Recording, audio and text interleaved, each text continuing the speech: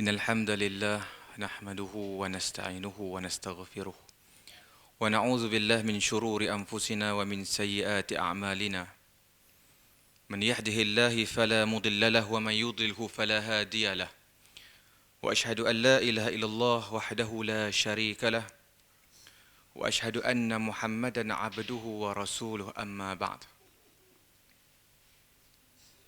Muslimin, muslimat, sidang pendengar, penonton yang dirahmati Allah sekalian. InsyaAllah pada malam ni kita akan ulas berkenaan dengan satu tajuk tentang keputusan Perlis baru-baru ini telah membuka kembali masjid untuk diadakan solat Jumaat dengan bersyarat. Perlis adalah negeri yang pertama yang tutup dan tangguhkan solat Jumaat, dan ia jugalah negeri yang pertama dalam membuka kembali solat Jumaat. Jadi, tapi solat Jumaat ni tidak dibuka seperti biasa, dia ada syarat-syaratnya. Apabila kita tengok muslimin dan muslimat dirahmati Allah sekalian, alhamdulillah semoga negeri kita ini negeri yang diberkati. Kita ada lebih kurang 18 kes sahaja dan tidak bertambah hampir 3 minggu lebih. Dan kemungkinan besar jika rakyat negeri ini bersama-sama berganding bahu mengikut peraturan dan SOP yang telah ditetapkan oleh pihak kerajaan, kemungkinan besar kita akan menjadi negeri pertama yang diisytiharkan sebagai negeri putih, iaitu negeri yang hampir 1 bulan tiada kes baru. Dan kita mohon kepada Allah Subhanahu Wa Taala untuk memberi kebaikan dan mengangkat bala ini kepada negeri kita dan seterusnya Malaysia dan seluruh dunia. Muslimin dan muslimat yang dirahmati Allah sekalian, sepintas lalu saya ingin menyebut pada baru-baru ini Duli yang teramat mulia Tuanku Raja Muda Perlis telah menitahkan agar masjid dibuka kembali dengan bersyarat. Suka sebelum saya pergi dan mengambil lebih dalam tentang tajuk kita pada malam ni, saya ingin sebut beberapa syarat yang telah ditetapkan oleh Majlis Agama Islam dan Adat Istiadat Melayu Perlis. Yang pertama, jumlah jemaah termasuk imam atau khatib adalah tidak melebihi 12 orang dan tidak kurang daripada 3 orang. Yang kedua, masjid tidak dibuka kepada awam. Sebaliknya, mereka yang dibenarkan menunaikan solat Jumaat adalah dari kalangan pegawai-pegawai masjid dan ahli jawatan kuasa masjid sahaja. Yang ketiga, setiap yang diizinkan hadir hendaklah membuat pemeriksaan suhu badan, sanitasi tangan dan merekodkan kehadiran di dalam buku kehadiran. Seterusnya, individu yang berumur 60 tahun ke atas tidak dibenarkan hadir. Yang ini kita ambil dari pandangan daripada KKM apabila kita bermesyuarat online, ahli jawatankuasa fatwa bermesyuarat dan Datuk Mufti sendiri berbincang panjang lebar dengan Datuk Nur Hisham, pengarah Kementerian Kesihatan. Statistik menunjukkan 65 tahun ke atas ataupun 60 tahun ke atas golongan yang sangat berisiko. Jadi kita mengambil keputusan untuk yang 60 tahun ke atas tu kita tidak benarkan demi kemaslahatan. Seterusnya, mereka yang mempunyai gejala seperti demam, sesak nafas, sakit tekak dan sesama adalah tidak dibenarkan hadir. Begitu juga mereka yang mempunyai sejarah kesihatan lain seperti kencing manis, darah tinggi, lelah, penyakit barah, sebagainya juga tidak dibenarkan hadir. Sesiapa saja di kalangan pegawai masjid, imam ataupun bilal yang mempunyai rekod kesihatan yang tidak baik seperti yang disebutkan, tidak dibenarkan hadir. Melaksanakan penjarakan sosial termasuk semasa solat sekurang-kurangnya 2 meter. Jadi saf akan jadi renggang 2 meter di antara individu ke individu. Kemudian, individu yang hadir memakai penutup muka dan hidung termasuk ketika menunaikan solat. Bukan untuk hadir sahaja, ketika solat pun perlu memakai penutup hidung. Penutup muka. Mulut dan hidung. Ke-8, mestilah berhuduk terlebih dahulu sebelum hadir ke masjid dan membawa sejadah sendiri. Untuk kita kekalkan kemungkinan besar dan kita minta jauh individu yang hadir itu salah seorang daripada pembawa virus, lau samahallah, untuk dia bawa sejadah dia sendiri. Begitulah kita cuba membuat SOP untuk ihtiyat, untuk berhati-hati dalam keadaan pandemik sekarang ni. Jadi bawa sejadah sendiri, kemudian dia ambil huduk di rumah dia. Ke-9, tempoh masa bermula azan sehingga selesai solat Jumaat adalah 15 minit sahaja. Solat khutbah semuanya tidak melebihi 15 minit. Setelah selesai solat, semua yang hadir hendaklah terus beredar meninggalkan kawasan masjid. Jadi lepas solat tak bolehlah pegawai masjid ni duduk sembang, duduk buat mesyuarat tepi tu pula. Lepas habis saja solat, terus balik. Dan dipertanggungjawabkan kepada semua pengurusi masjid untuk memastikan semua syarat di atas dipatuhi. Masjid yang tidak mampu untuk memenuhi kesemua syarat-syarat dalam panduan di atas adalah tidak dibenarkan untuk melaksanakan solat Jumaat. Jika ada mana-mana masjid yang tidak mampu untuk ikut ke 12 syarat ini, dia tidak perlulah solat. Sebab kita bukan paksa untuk suruh solat juga. Okey. Dari apa yang kita tengok tentang berkaitan dengan tajuk kita, syarat yang pertama tu yang ditentukan, jumlah jemaah termasuk imam atau khatib adalah tidak melebihi 12 orang dan tidak kurang daripada 3 orang. Yang inilah yang menjadi polemik dan menjadi tanda tanya. Kerana yang masyhur di kalangan kita, jika jemaah tidak cukup 40 orang, maka tidak sah solat Jumaat itu. Jadi di situlah ada perbincangan ulama dan kita akan cuba sebut sedikit sebanyak pada malam ini untuk memberi pencerahan dan penerangan kepada terutamanya rakyat polis. Dan dalam tajuk kita ni, adakah perlis keluar daripada mazhab Syafi'i kerana membenarkan solat Jumaat kurang daripada 40 orang? Okey. Untuk kita tahu, suka saya sebut lagi tentang Undang-Undang Tubuh Negeri Perlis yang telah ditetapkan pada tahun 1948 menyebut agama bagi negeri Perlis. Agama bagi negeri adalah agama Islam. Dia tak berhenti Islam saja. Dia ikatkan agama Islam itu dengan ahli sunnah wal jamaah. Jadi, seperti yang diamalkan di dalam negeri, Fasal 5 Undang-Undang Tubuh Kerajaan Perlis 1948. Perlis adalah negeri pertama dan satu-satunya negeri yang mengikatkan ahli sunnah wal jamaah di dalam undang-undang tubuh negerinya. Jadi, raja, menteri besar, apa-apa saja jawatan yang melibatkan negeri, jika dia bukan ahli sunnah wal jamaah, dia tidak boleh pegang jawatan tersebut. Kemudian, pada tahun 1948, perkara yang saya nak sebut ni penting. Ini akan menjadi satu rentetan tentang apa yang kita nak bincang berkenaan dengan kebenaran solat Jumaat bersyarat ni. Tak cukup 40 orang pun kita benak. Kita benak 12 orang maksimum. Tak boleh lebih 12 untuk menjaga kemaslahatan tentang pandemik ni, COVID-19. Jadi kita benak paling ramai 12 orang. Paling sikit 3 orang termasuk imam. Jadi memang jelas dalam mazhab Syafi'i dia kata 40. Okey, tapi kita tengok. Di dalam Ahli Jurutanggusah Fatwa pada tahun 1988 telah membincangkan dan mentakrifkan apa itu ahli sunnah wal jamaah yang telah tertulis di dalam Undang-Undang Tubuh Negeri. Jadi pengertian ahli sunnah wal jamaah ialah kumpulan orang Islam yang berpegang kepada Al-Quran, As-Sunnah dan pendapat para sahabat yang bersepakat di atas kebenaran yang nyata dari kitab Allah dan sunnah Rasulullah. Jadi yang betul-betul berpegang dengan Al-Quran dan sunnah dan sepakat sahabat. Itulah takrifan yang dibuat oleh Ahli Jawatan Kuasa Fatwa Negeri Perlis pada tahun 1988. Kemudian pada tahun yang sama juga, Ahli Jawatan Kuasa Fatwa telah menetapkan satu pendirian Negeri Perlis terhadap mazhab. Adakah negeri kita ni mazhab Hanbali, Malikiyah, Hanafi ataupun Syafi'i?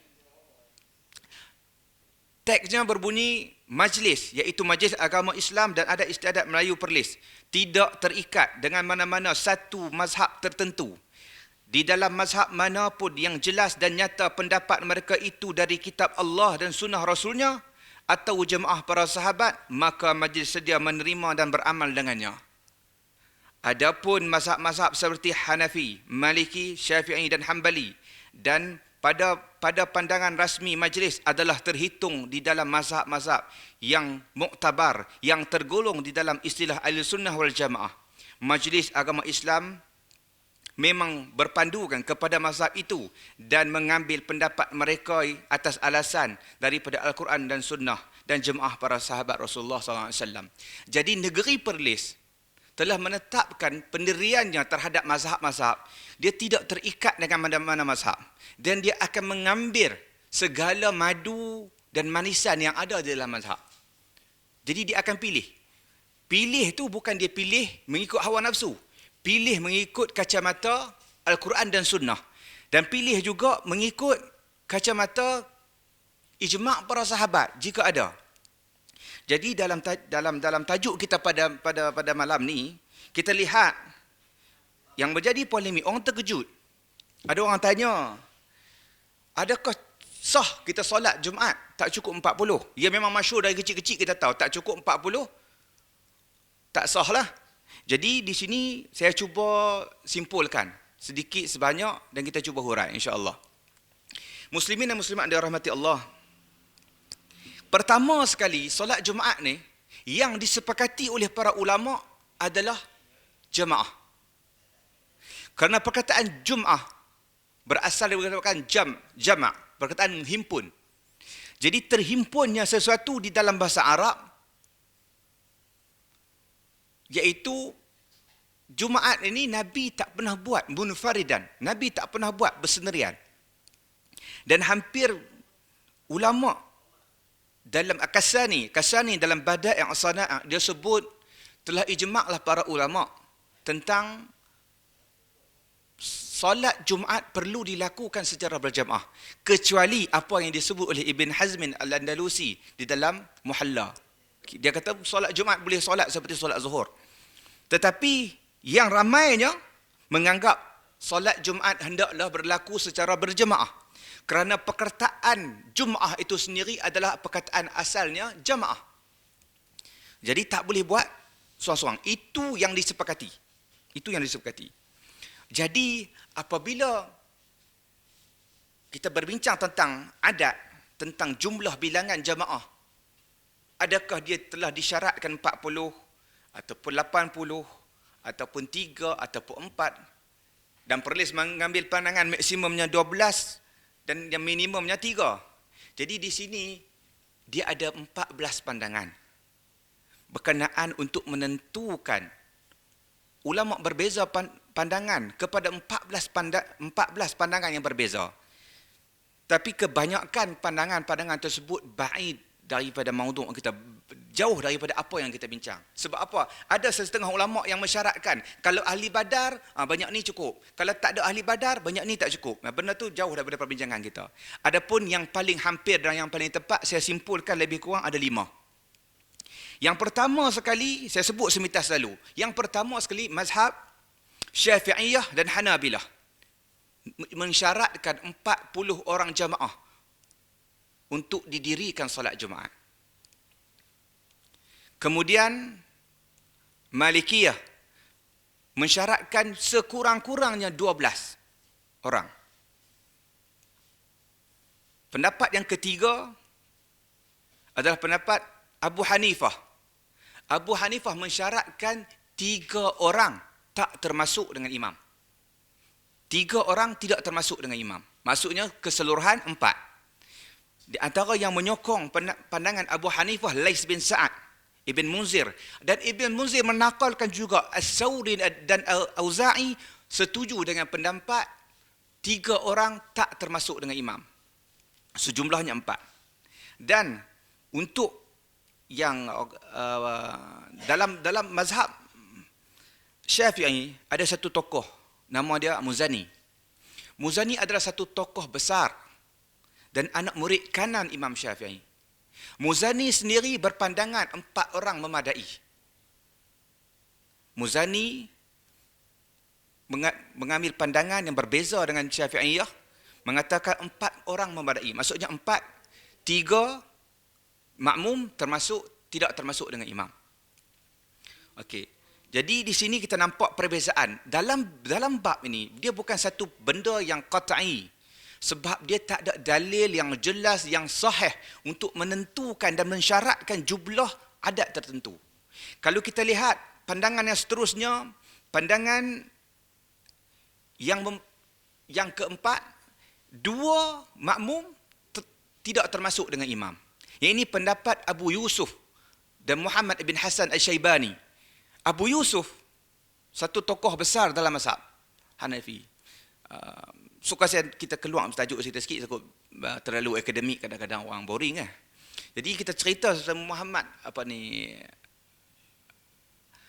Muhammad bin Hasan Al-Syaibani atau Abu Yusuf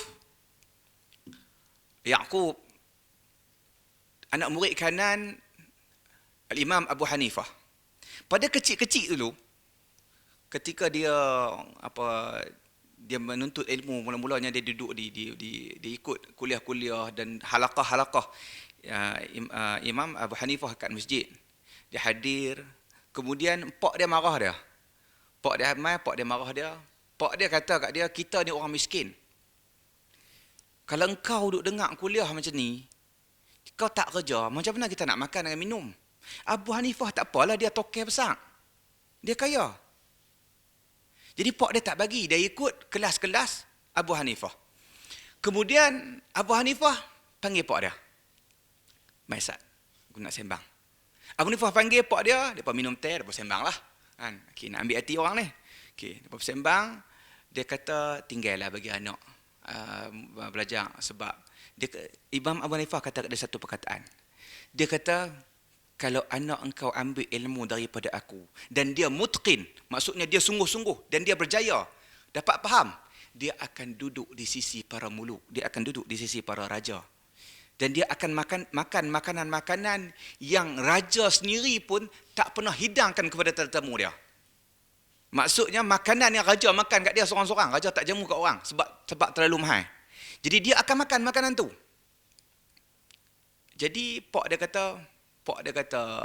tak setuju. Pak dia menganggap remeh apa yang Abu Hanifah kata. Kemudian pak dia kata kami kena kerja, kalau tidak kami miskin.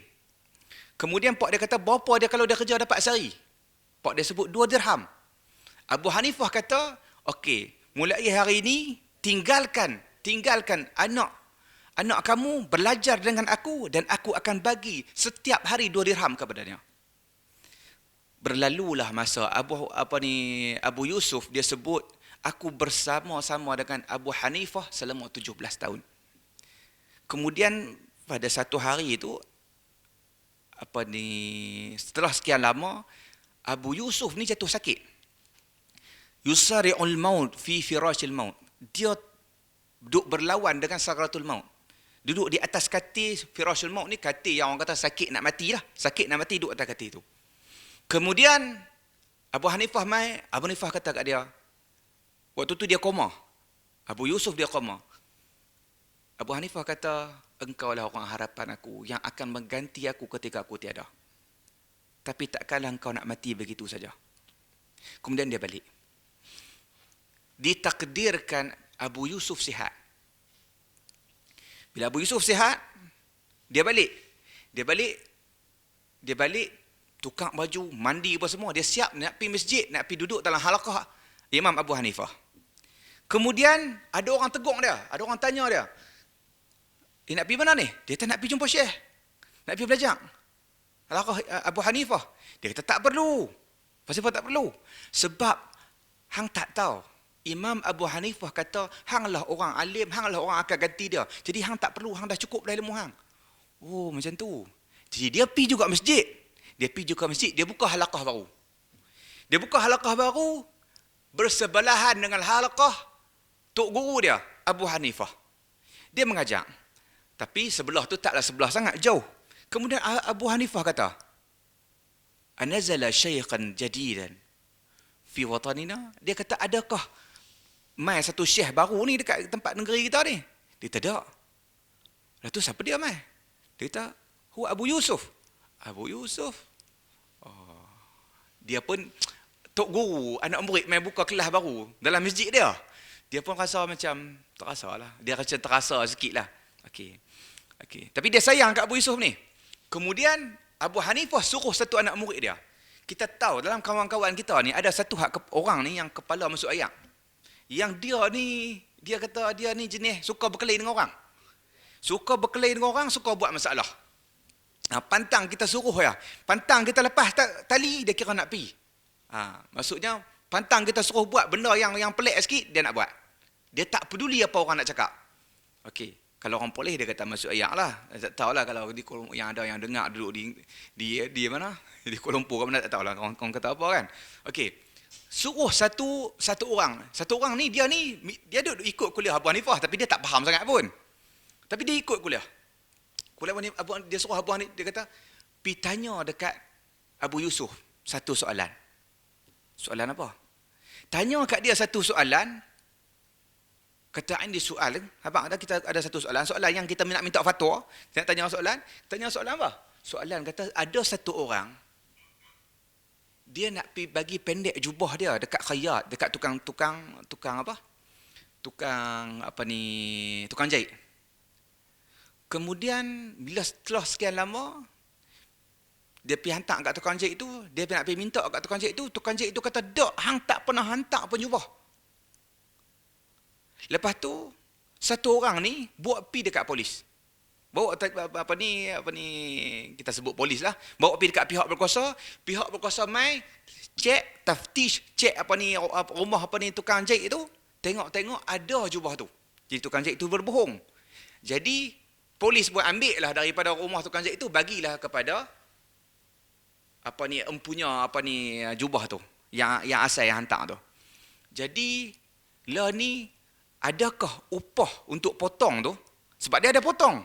Tukang jahit itu dah potong, tapi dia habaq kata tak hantar pun, dia tipu. Kemudian Abu Hanifah suruh tanya soalan.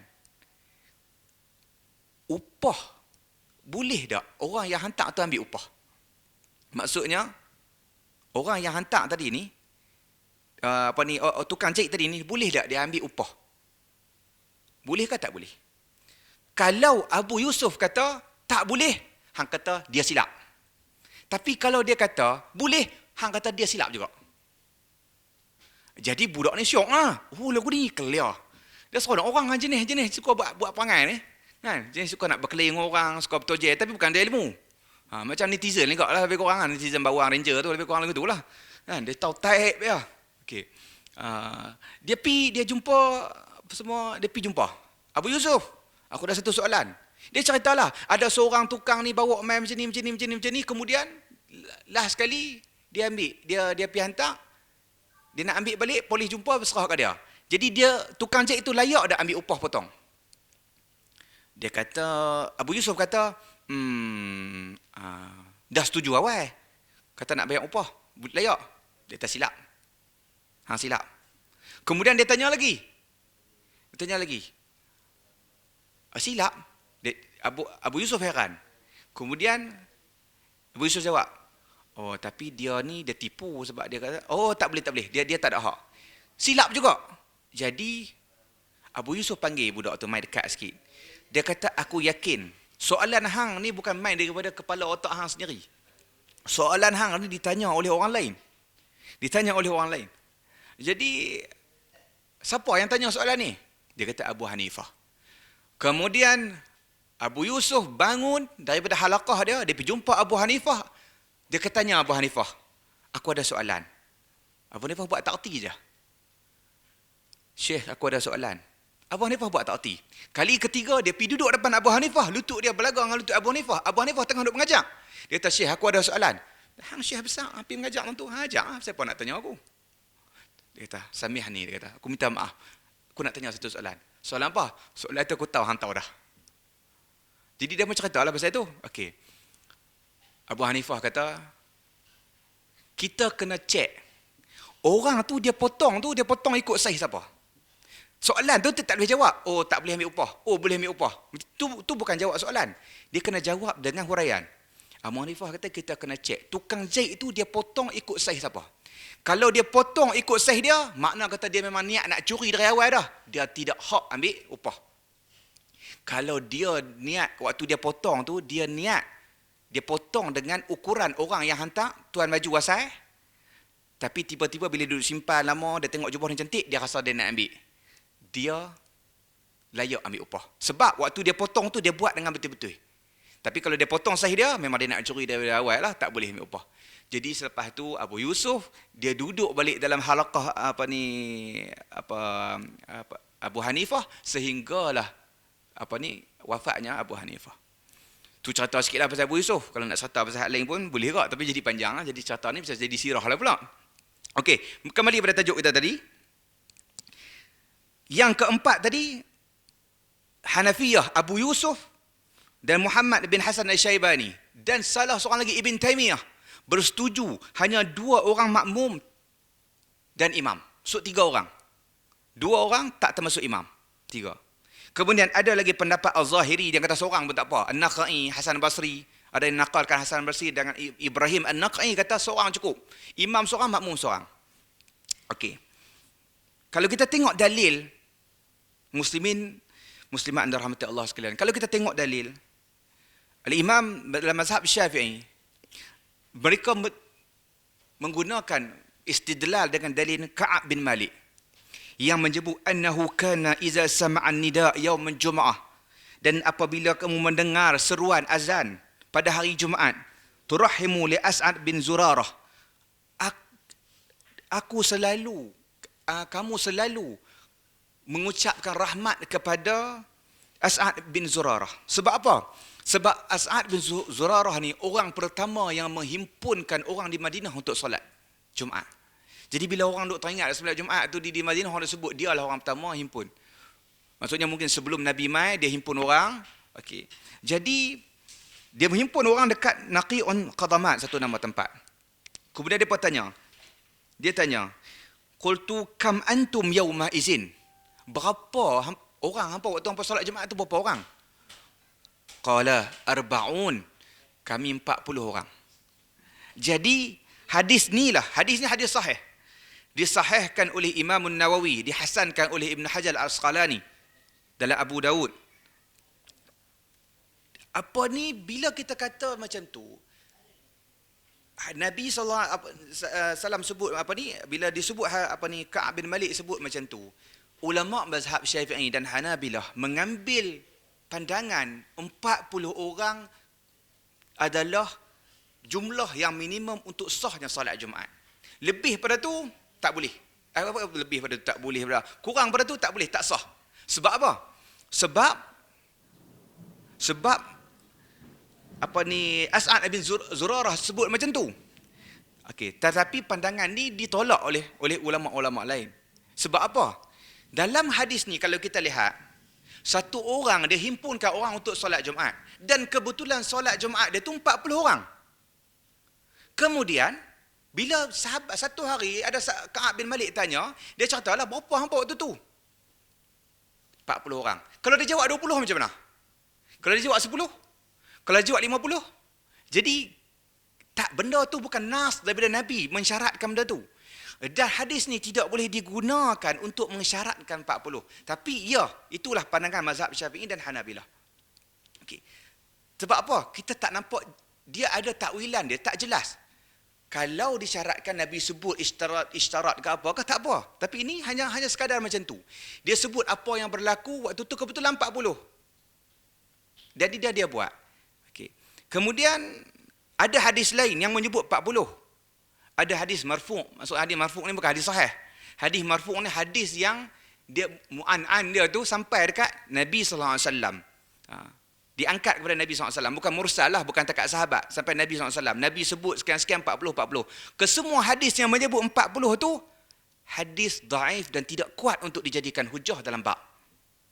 Jadi yang ada, hadis 40, hadis tu sajalah. Hadis Ka'ab bin Malik, dia cerita dulu mereka semayang 40 orang. Kebetulan sahabat tu tanya, Ka'ab bin Malik tanya berapa orang dulu, dia kata 40 orang. Itu saja. Bukan kena 40. Kebetulan waktu tu 40. Kalau waktu tu kau tu jawab 20, mungkin waktu lah ni mazhab Syafi'i dan Hanabilah menyebut 20. Kerana ini dah satu-satunya sumber 40 tu. Kemudian tadi kita sebut ada hak sebut 12, Malikiyah sebut 12, Hanafiyah sebut 3. Okey, kalau kita tengok macam 3. Pasal apa 3? 3 ni tak ada dalil. Tak ada dalil yang suruh solat Jumaat 3 orang. Tapi majoriti para muhaqqiqin, Ibn Taymiyah, Syaukani, dan lain-lain, kebanyakan dalam Nail Autar Syaukani sebut, Ibn Taymiyah, lepas tu Ibn Qayyim sebut perkara 2 orang. 2 orang termasuk dengan imam 3. Sebab itulah aqallu jamaah. Sebab yang disepakati dalam solat Jumaat ni adalah solat jemaah. Solat Jumaat ni adalah Jumaah. Solat yang menghimpunkan. Dalam bahasa Arab, 2 orang dia tak panggil jama'. Dia panggil musanna. Tapi adakah sebab tu Al-Zahiri, keseluruhan Zahiri termasuk Dawud Al-Zahiri, Ibn Hazm Al-Andalusi kata seorang pun boleh. Sebab apa? Bagi dia itulah jamaah. Maksudnya bukan jamaah tu jamaah dari segi jama'. Maksudnya tahqiq jamaah tu solat. Tak solat seorang-seorang lah. Kalau kita solat 2 orang ni. Tetapi dalam nak sebut jama' ni dia kena ada 3 orang atau lebih. Sebab itulah banyak pandangan ambil 3. Okey. Kita sebut pasal 40 kita dah sebut. Kemudian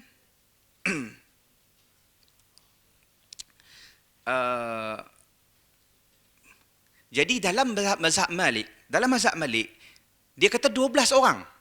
12 orang ni main mana pula?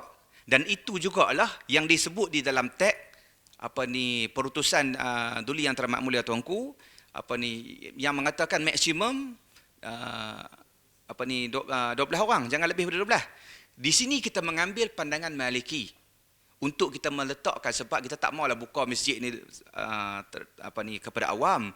Kita nak buka supaya syiar tu tertegak dan kita buka dalam limitasi yang tertentu. Jadi kita tentukan 12. Dan 12 ada nas dia juga. Disebut dalam Sahih Ibn Hibban, disahihkan oleh Syuaib Arnaud. Disebut hadis Jabir, bainana Nabi sallallahu alaihi wasallam yaktubu yaumal Jum'ah وقدمت عير المدينة فابتدرها أصحاب رسول الله صلى الله عليه وسلم حتى لم يبقى معه صلى الله عليه وسلم إلا 12 رجلا. Nabi SAW pada satu hari tengah duk berkhutbah, tiba-tiba perdagangan kafilah balik ke Madinah. Para sahabat Nabi SAW tinggal Nabi. Sehinggalah yang berbaki bersama-sama Nabi ketika Nabi sedang berkhutbah tu 12 orang sahaja.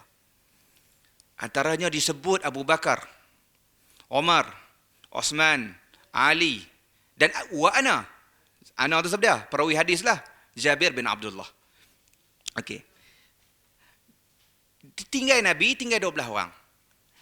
Pandangan ni sebab tu dalam mazhab Maliki dia kata 12 orang. Sebab dah tinggal Nabi, waktu Nabi berkhutbah depa tinggal Nabi, kemudian yang berbaki bersama Nabi ketika Nabi berkhutbah 12 orang saja.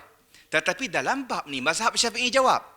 Mazhab Syafi'i kata yang 12 orang berbaki dengan Nabi tu, tetapi waktu solat yang lari tadi dia patah balik. Jadi cukup 40 orang. Mungkin lebih.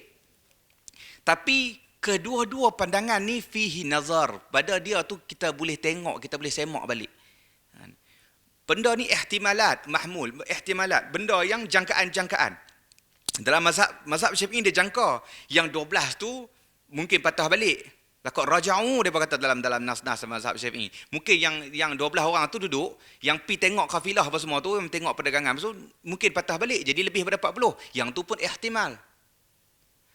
Yang mazhab Malik ni yang kata 12 ni pun itu bukanlah mensyaratkan minimum. Bukan mensyaratkan minimum 12. Sebab Nabi tak sebut. Cuma benda tu berlaku secara sudfah. Benda tu, sebab dalam hadis, Nabi sebut, kalaulah semua tinggal aku seorang, Allah Ta'ala akan turunkan kepada kamu wadin nar, lembah api. Sebab tu dalam bertepatan dengan ayat juga, turunlah ayat ketika itu, wa iza ra'au tijaratan aw lahwan faddu ilaiha wa tarakuka qa'ima. Apabila datangnya tijarah, kafilah perniagaan, aw lahwin, benda-benda yang melalaikan, faddu, dia kata tinggal solat, wa tarakuka qa'ima, mereka tinggal engkau berdiri berseorangan. Jadi sebenarnya Nabi tak berseoranglah. Jadi dalam hadis dijelaskan 12 orang bersama Nabi. Oleh kerana disebut 12 tu, mazhab Malik dia pakai 12. Okey. Kemudian dan 12 yang mazhab Malik letak tu kita gunakan bukan untuk meletak minimum, kita meletakkan maksimum 12 sebab kita nak kontrol limitasi tertentu dalam musim COVID-19 ni. Jadi kita mengambil pandangan minimum kita iaitu 2 orang makmum, 1 orang imam di dalam tag kebenaran solat Jumaat bersyarat tersebut. Di situ kita mengambil pandangan Hanafiyah iaitu Muhammad Hasan Syaibani dan Abu Yusuf. Dan di situ juga ada para muhaqqiqin seperti Ibn Taymiyah dan yang lain-lain. Tetapi jika kita lihat semua dalil-dalil yang saya bentangkan, pendapat yang paling hampir adalah pendapat 2 makmum, 1 orang imam minimum. Sebab apa? Sebab ada hadis lain, walaupun bukan berkaitan dengan salat Jumaat, tapi ada hadis lain menunjukkan 3 orang itulah adalah jamaah. Dalam hadis Nabi SAW yang diriwayatkan oleh Imam Ahmad dan Ibn Hibban juga riwayatkan, Abu Darda disebut, qala sami'tu Rasulullah sallallahu alaihi wasallam. Abu Darda kata, aku dengar Nabi sallallahu alaihi wasallam, ma min salasatin fi qaryatin wa la yu'azzinu wa la tuqamu fiha as-salah illa istahwaza alaihim asy-syaitan. Ma min salasatin dan tidak adalah tiga orang daripada sesuatu kampung yang tidak diazan dan tidak didirikan solat, melainkan mereka akan bergelumang dengan syaitan. Fa'alaika bil jamaah, dan berpegang teguhlah kamu dengan jamaah. Fa inna zib ya'kulu qasiyah, sesungguhnya musang. Nabi SAW sebut 3 dalam satu kampung kena dirikan solat jamaah kalau ada 3 orang. Kalau kita duduk di satu kampung tu kita 2 orang saja, tak apa, boleh kira lagi. Tetapi kalau lebih daripada 3 orang, nas tersebut disahihkan oleh Imam Nawawi dalam Majmu', disahihkan juga oleh Ibn Mulaqid dalam Badrul Munir, Ibn Munziri sebut dalam Targhibut Tarhib, Syuaib Ar-Naud kata isnaduhu hasan. Jelas hadis ni boleh digunakan sebagai hujjah, menyebutkan sekurang-kurangnya jamaah itu adalah 3 orang. Dan Nabi SAW mengecam dengan ancaman syaitan apabila kamu tidak didengarkan azan, tidak didirikan solat jemaah jika di dalam satu kampung itu ada lebih daripada 3 orang, ataupun ma min salasatin, ataupun 3 orang sahaja, sekurang-kurangnya 3. Bertepatan dengan hadis inilah kita menggunakan pandangan untuk kita letakkan di dalam fatwa kita, sekurang-kurangnya Jumaat ni 3 orang. Jadi semua ni ada dalilnya, ada perbahasannya. Jadi ulama bakal berbahas. Majoriti para sarjana moden hari ini bersetuju dengan pandangan ini tersebut. Tetapi untuk kita sebut satu pandangan luar lah, ada maklumat yang saya dapat, ada pengkaji daripada Indonesia telah menyebut sebelum datangnya kaum muda, ada juga pondok-pondok di Indonesia yang di kepulauan-kepulauan Indonesia yang ada jemaahnya 21 orang, 20 orang mendirikan solat Jumaat juga. Jadi bukan yang kata kaum muda main ni baru duk main pandangan Ibn Taymiyah, duk main Hanafi lah, Maliki lah, apa semua ni. Sebelum ni pun sudah ada. Walaupun di Nusantara ni bermazhab Syafi'i, itu pun dia tidaklah Syafi'iyah yang kita tidak boleh keluar terus, dan di dalam negeri-negeri lain pun dia ada klausa tertentu boleh keluar daripada mazhab Syafi'i jika ia di atas kemasalahan umum. Tetapi di sini memberi kelebihan kepada negeri Perlis, kita lebih anjal dan fleksibel kerana fatwa kita tidak terikat kepada mana-mana mazhab, dan kita boleh kutip setiap madu yang ada dalam mana-mana mazhab, dan untuk kita jadikan dia sebagai fatwa yang beri kemaslahatan kepada umum. Itulah sedikit sebanyak muslimin muslimat yang dirahmati Allah sekalian tentang penerangan kita pada malam ni. Jika ada sesi-sesi yang akan datang, insya-Allah kita akan berjumpa lagi. Aqulu qawli hadza wa astaghfirullahal azim li wa lakum. Wassalamu alaikum warahmatullahi wabarakatuh.